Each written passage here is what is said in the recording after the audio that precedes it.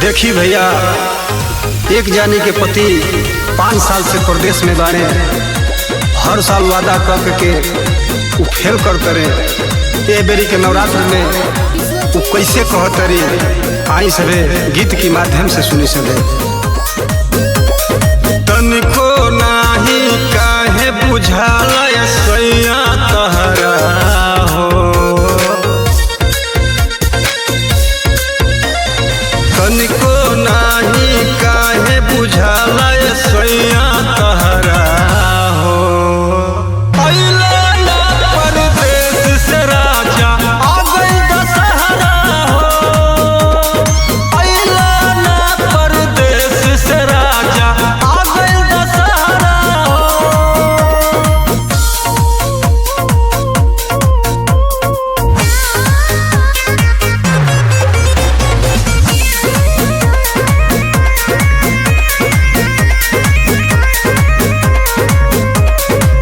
नीक नहीं लागतावे घर में अकेला, केकर संग जाई करे बलिया के मेला।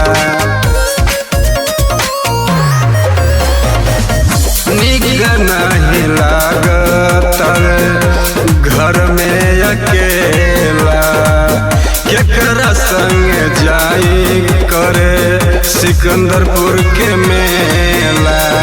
नवरात्र में लागल बदेवी माई के पहरा हो, अइला ना परदेस से राजा आ गइल दशहरा हो, अइला ना परदेस से राजा आ गइल दशहरा हो।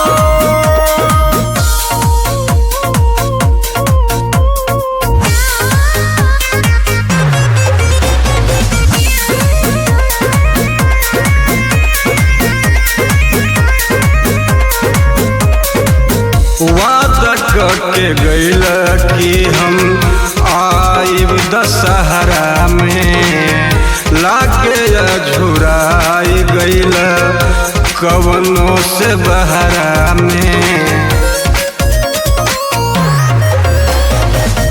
वादा करके गइल कि हम आइब दशहरा में, लागे झुराई गइल कवनों से बहरा में।